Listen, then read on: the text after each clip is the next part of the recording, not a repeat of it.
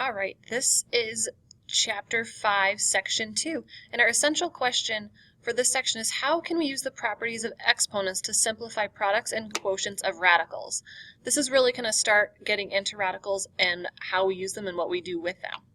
Okay, so in your textbook you will see this little sheet here, and this is a really important little box. This should definitely go in your notes. These are all the different properties of rational exponents.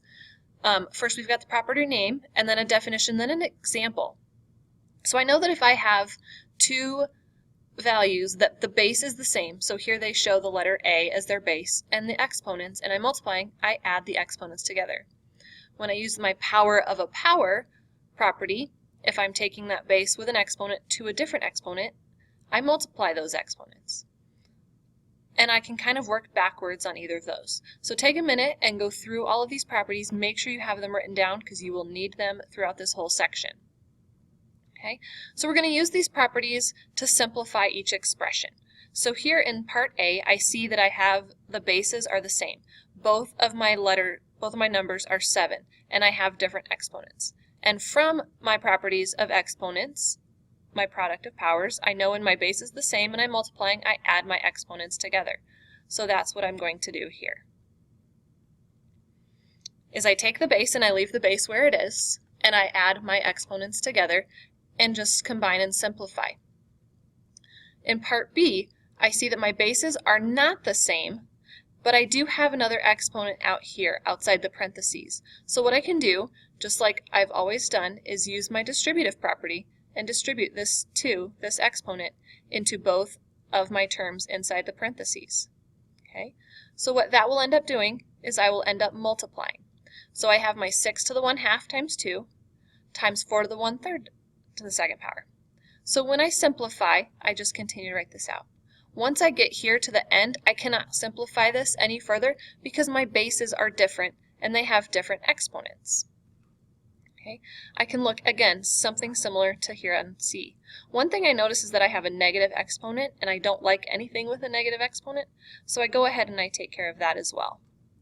So the first thing I do here is I pull out, since my bases have the same exponent, I go ahead and I pull that out, then I can multiply the two bases together, which gives me 12 to the 5th. Then I go ahead and I take this term and take that to my next exponent, which will tell me, of course, that I multiply my exponents, which gives me 12 to the -1. I don't like negative exponents, as I said, so I go ahead and I get rid of all of my negative exponents by switching its place in the fraction, so it becomes 1/12. Here in example D, I have two terms that have the same base that are being divided. So I go ahead and I write a 1 where this exponent is here, because if I don't have an exponent, it's automatically going to be a 1, and I subtract and end up with 5 2/3. So part E has several different steps. So I say I have two different bases, but my exponent is the same, and I'm taking them to another exponent. So the first step I do is I go ahead and take out this 1/3. I can simplify what's in my parentheses then I can multiply my exponents together and completely simplify the problem. Okay, so take a minute right now and go ahead and do these 4 questions before we step through it. So here are your answers to those problems. Hopefully you just followed the same steps we did in that example above that we just worked on to complete these ones. Okay, so here's our next big thing that we're going to use. These are different properties of radicals, right? And we're going between exponential and radical form. Our radical is when I have this radical sign, and we're going to get really into this in the next few sections.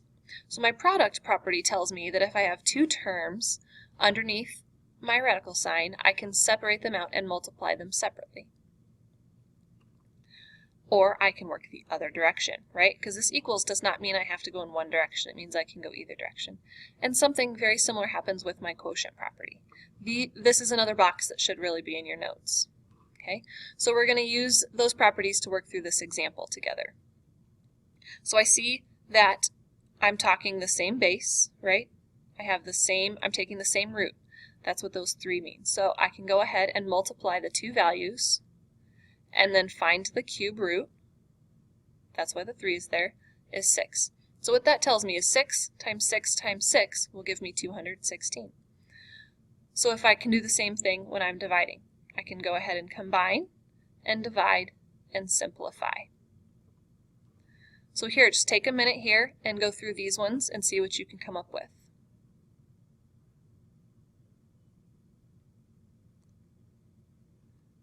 And this one is walking us through our steps, right? We're just simplifying. The reason here that we used 27 is because we know that 27 is a perfect cube. Because I know that 3 times 3 times 3 is 27. So that gets us our perfect cube. And what's left over is 5. So that is where I come up with the 27 and 5, and I simplify. Once I get to this point, I can't go any further. So for letter B, I want to turn these into perfect powers. Okay. So then I go ahead and I multiply it out. And I know that 32 is a perfect 5th power. These are just some of those ones we just have to memorize and know. So that's why I multiplied by 4 up here to get to be a perfect 5th power. And then I use my product property when I multiplied up here. And then I just simplified from there.